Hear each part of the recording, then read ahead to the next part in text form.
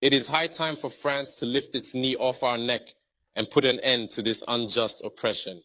Centuries of misery, human trafficking, colonization, and neocolonization have caused immeasurable suffering. It's time to put an end to this cycle of oppression. It's high time for France to leave us alone. It's time for France to take a cue from its European neighbors and learn a valuable lesson in independence.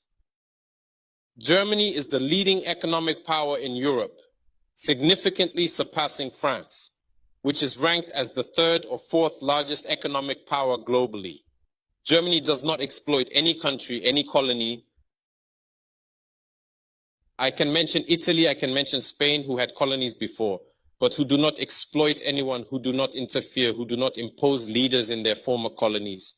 On what grounds does France believe it can continue to impose leaders on us and make choices on our behalf? This must come to an end. And the emerging Africa, the African youth, the African elites, and the African diaspora all stand united in saying no, it cannot continue any longer. France's hypocrisy is evident and pervasive in daily life. Let's examine the cases of Mali and Chad as prime examples of this hypocrisy. In Chad, where the constitutional process has been interrupted, France applauded and its president visited to officially consecrate the new king's coronation ceremony. In Mali, where it is not the constitutional process that has been interrupted, but the transition process, France has condemned and even packed up its things to say that it is leaving Mali. That's hypocrisy. It's the double standard. It is the double language that France employs in its dealings with Africa. During our questioning of Mr. Jean-Yves Le Drian regarding the situation in Ivory Coast and France's decision to allow a third term, he provided a clear explanation. He stated that while he accepted the third term for Ouattara, he refuses it for Belarus.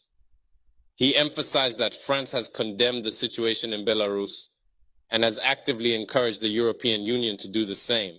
Le Drian explains that in Belarus, millions protested, unlike Ivory Coast, where there were no mass demonstrations on the streets. This is how France deals with African issues. Personally, we expect absolutely nothing from France. We desire her to cease meddling in our matters so that the people of Senegal can exercise their freedom of choice rather than being influenced by France's selection of a candidate using the tactics we are aware of.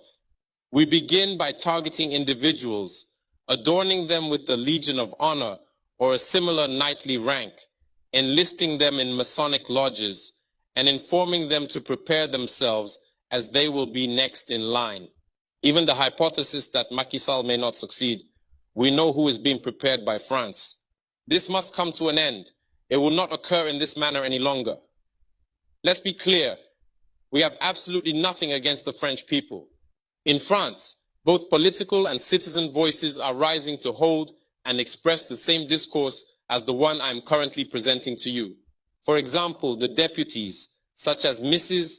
Frédérique Dumas, who regularly speaks on the platform of the Assembly, who regularly writes to the Minister of Foreign Affairs, since she is a member of the Foreign Affairs Committee, to raise this unfair behavior of France towards Africa, hold the same speech as us. The same Mr. Jean-Luc Mélenchon, Jean-Paul Lecoq, André Chassaigne, all deputies, hold the same discourse as us, and hundreds of other voices. The NGOs, like other non-profit organizations, are doing remarkable work in the same direction. We strongly urge France to listen to the voices that speak to it about our plan for a more collaborative, fairer, and sustainable partnership between Africa and France. It is crucial that we work together towards a future that is equitable, just, and environmentally conscious. If she listens, I believe we'll have beautiful days ahead in our collaboration together. If he doesn't know how to cut it, thinking he can continue to function like in the time of our grandfathers, this African youth no longer accepts it. France must make preparations for a definitive break and completely withdraw from Africa. Africa belongs to Africans, not France. She belongs to no one else, neither China, nor the United States, nor anyone else.